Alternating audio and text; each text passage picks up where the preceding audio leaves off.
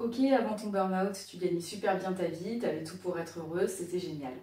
Sauf que quelques mois après, c'est sûr, tu vas mieux, mais se pose aujourd'hui le sujet de la reconversion. Et avec toutes les questions concernant les finances qui vont avec. Comment je vais faire pour manger, comment je vais faire pour payer mes loyers. Ces deux sujets, je les ai déjà traités dans les deux précédentes vidéos de la série sur l'argent et la reconversion. Que j'ai nommé Parlons Cash. Tu pourras retrouver les deux épisodes.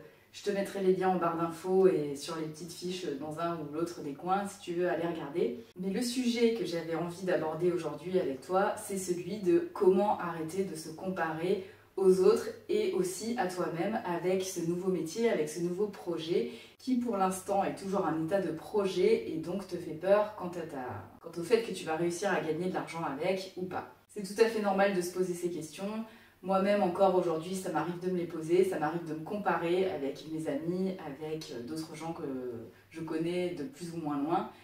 Mais tout ça, c'est vraiment pas constructif en fait et ça va pas t'aider à aller bien dans ta tête pour réussir ton projet de reconversion. Le sujet de la vidéo que j'ai envie de te proposer aujourd'hui, c'est comment sortir de cette comparaison financière par rapport aux autres et comment redéfinir ta valeur autrement que par l'argent que tu as sur ton compte en banque ou autrement que par l'argent que tu gagnes en salaire tous les mois. Parce que oui, ta valeur ne dépend pas du tout de ça, mais de plein d'autres choses et c'est ce que je vais t'aider à mettre en place à travers les conseils de cette vidéo.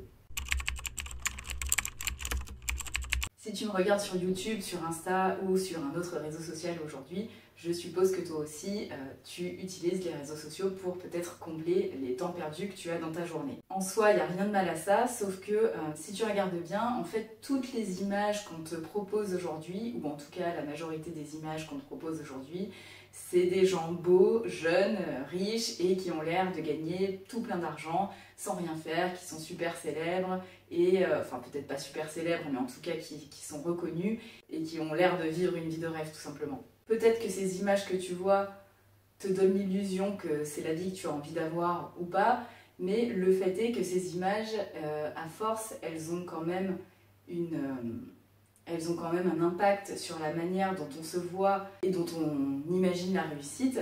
C'est-à-dire qu'il faudrait gagner bien sa vie et que plus on gagne d'argent, plus on a de la valeur, on va dire socialement parlant.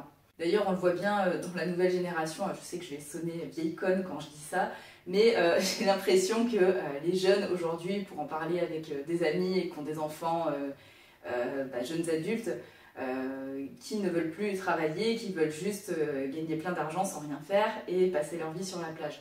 En soi, moi j'ai pas de jugement, chacun peut vivre sa vie comme il veut, mais je suppose que si toi aujourd'hui tu es en burn-out ou tu as vécu un burn-out, la valeur travail et la valeur sens de la vie est quand même une chose importante pour toi. Je sais que moi en tout cas aujourd'hui si on me disait je te donne, tiens c'était le loto hier, enfin c'était le loto hier, le jour où je filme cette vidéo, il y a quelqu'un qui a gagné 250 millions, bon si moi tu me dis demain tu me donnes 250 millions d'euros sur mon compte en banque, ok, je pourrais peut-être m'arrêter de travailler, on va dire, pendant un mois, histoire d'en profiter, mais je sais que très vite, je m'ennuierai parce que j'ai besoin de créer, j'ai besoin d'être utile, j'ai besoin de tout ça, et en fait, du coup, le fait d'avoir beaucoup d'argent, ça ne m'empêcherait pas de travailler, en fait, ça ne me donnerait pas l'envie d'arrêter de travailler, en tout cas.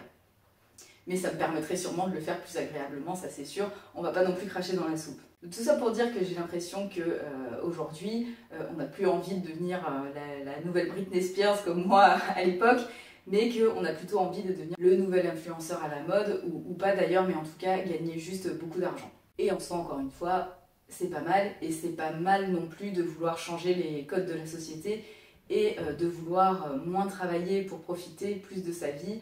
Ça participe aussi à la recherche de l'équilibre pro-perso qu'on recherche tous, hein. Bien évidemment, ça je suis plutôt d'accord avec ça que pour être heureux dans la vie, il ne faut pas non plus passer toute sa vie au travail. Et en faisant les recherches pour écrire cette vidéo, je me suis rendu compte que le fait de corréler notre valeur personnelle à l'argent, eh bien c'était amplifié par ce qu'on appelle les biais cognitifs.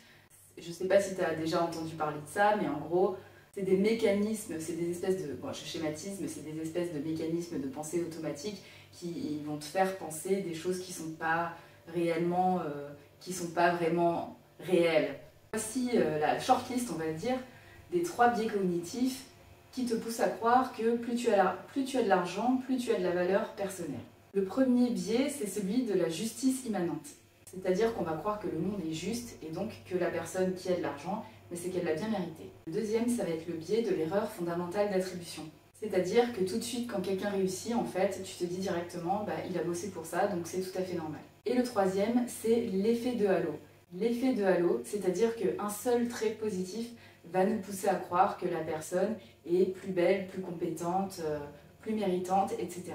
Bon, tu l'auras compris, penser de cette manière, ça engendre quand même quelques problèmes et ça tend à mettre sous le tapis d'autres choses qui sont quand même aussi inhérentes à la réussite, on va dire à la réussite professionnelle en tout cas, et je pense que ça peut faire un bon sujet de vidéo, donc abonne-toi si tu le veux. Je pense que je vais décrire un petit peu ces 3 biais dans une prochaine vidéo ou dans un prochain article de blog, parce que ça me semble quand même intéressant de comprendre pourquoi on pense comme ça, pour justement pouvoir déjà en prendre conscience et en fait juste reconstruire nos circuits de pensée un petit peu différemment. Dis-moi si ça t'intéresse et si tu as envie que j'en parle, que je parle d'autres biais peut-être. Donc tu vois, déjà, rien qu'en changeant un petit peu nos mécanismes de pensée, on peut déjà réussir à se dire que non, c'est pas parce que je ou tu as beaucoup d'argent que je ou tu es forcément une meilleure personne. Donc aujourd'hui, tu peux aussi un petit peu te prendre du recul par rapport à ta situation qui n'est peut-être pas celle que tu as envie aujourd'hui, mais en tout cas te dire que ce n'est pas parce que tu es au chômage ou parce que tu ne gagnes plus autant d'argent qu'avant ou pas autant d'argent que tes amis ou ton entourage, c'est pas pour ça que tu es une moins bonne personne et c'est pas pour ça que tu travailles moins bien. Dans ce cas, je te propose d'explorer un petit peu d'autres formes de richesse qui peuvent s'offrir à toi. Parce que c'est vrai que quand on dit le mot riche, on a tendance à penser argent. Et c'est rigolo parce que l'étymologie du mot riche, ça vient de l'allemand Reich, qui veut dire pouvoir. Et c'est vrai que quand on y pense, aujourd'hui, c'est ceux qui ont le plus d'argent qui ont le plus de pouvoir et qui s'en servent peut-être pas souvent à bon escient. Mais on n'est pas là pour en débattre. Mais c'est important de comprendre que la richesse, finalement, c'est pas forcément que lié à l'argent. Tu peux aussi être riche émotionnellement, c'est-à-dire être entouré de personnes qui t'aiment et qui te font du bien.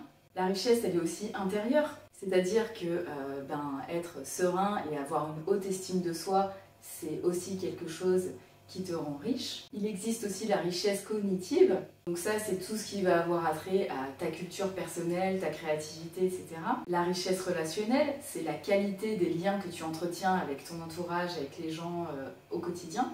La richesse expérientielle, donc ça va être par exemple tous les voyages, les aventures, les découvertes que tu fais au quotidien ou plusieurs fois par an par exemple. Toutes ces aventures et ces bons moments vécus en fait que toi seul as vécu, dont toi seul as le souvenir, le bon souvenir j'espère. En tout cas ici on va se focuser sur les bonnes choses.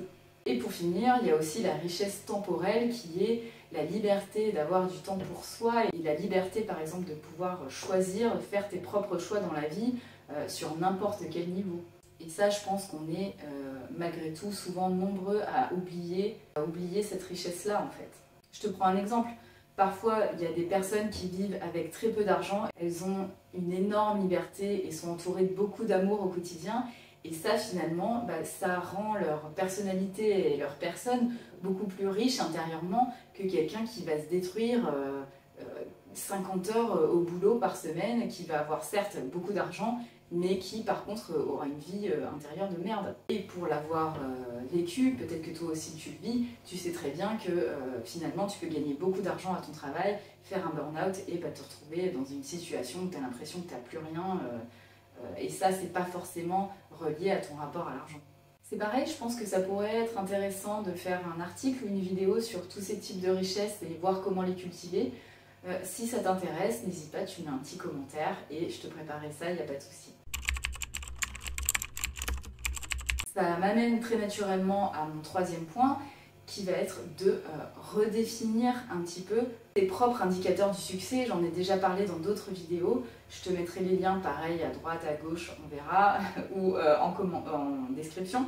Parce que tu l'as compris en fait, le succès il rime pas toujours avec argent et avec combien tu as sur ton compte en banque. Moi j'ai longtemps cru que le succès c'était être propriétaire, pouvoir me payer des super vacances à l'autre bout du monde, rouler dans une belle voiture, m'acheter des fringues de luxe.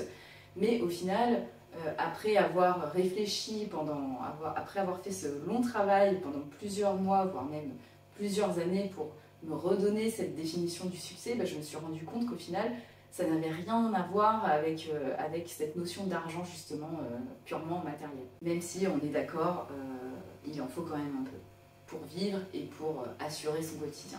Comme la dernière fois, je t'invite à me partager ta vision propre à toi du succès dans les commentaires. C'est toujours sympa d'échanger avec vous.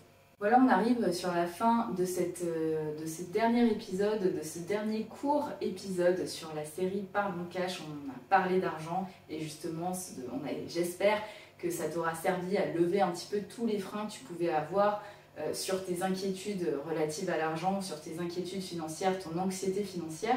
Si tu n'as pas vu les premiers épisodes, je t'invite à les écouter, les voir ou les lire, selon ce que tu préfères. Et puis sinon, je t'invite à t'abonner pour être tenu au courant des nouvelles vidéos. Et si tu as des questions, des idées, des suggestions, je suis là, je les écoute, je les lis. Donc n'hésite pas à me les partager. Je te dis à très bientôt. Ciao!